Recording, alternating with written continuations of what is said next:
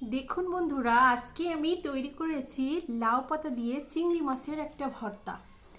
তো চলুন বন্ধুরা, আপনাদেরকে দেখিয়ে দেই কিভাবে এই লাউ পাতা চিংড়ি মাছের ভর্তা করতে হয়।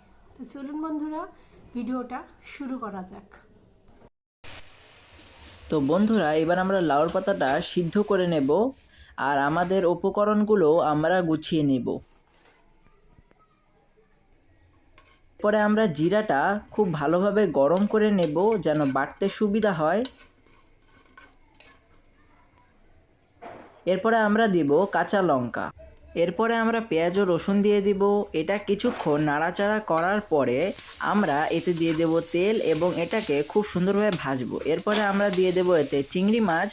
আর চিংড়ি মাছগুলো আমরা অবশ্যই ভালোভাবে ভাজবো যেন কাঁচা স্মেলটা না আসে। আর চিংড়ি মাছগুলো ভাজার পরে আমরা এইদিকে লাউয়ের পাতাগুলো ভালোভাবে বেটে নেব যাতে এটা ভালো স্বাদ দেয়। আজকে লাউ পাতা দিয়ে চিংড়ি মাছের লাউ পাতা আর চিংড়ি মাছের ভর্তা। বন্ধুরা, লাউ পাতা আগে সিদ্ধ করে নিয়ে এভাবে বেটে নিতে হবে, আর পরে এই যে চিংড়ির সাথে একটু জিরা, রসুন, কাঁচামরিচ আর কাঁচা পেঁয়াজ দিয়ে রাখবেন, রেখে কষিয়ে নেবেন।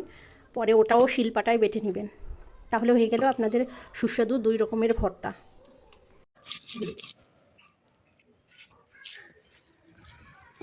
আজকে আমাদের বাড়িতে হচ্ছে চিংড়ি মাছ ভর্তা। দেখুন বন্ধুরা, আমরা গ্রামের পরিবেশে চিংড়ি মাছ ভর্তা এইভাবে করে থাকি।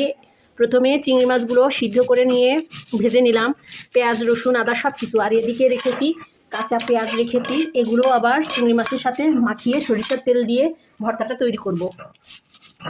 এবার আমরা নিজের ইচ্ছা মতো এটাকে একটা শেপ দিয়ে দিব। কেমন হয়েছে চিংড়ি মাছের ভর্তাটা বাবু, খেয়ে দেখো তো। আচ্ছা, ঠিক আছে, তাহলে আমি একটু খেয়েই দেখি।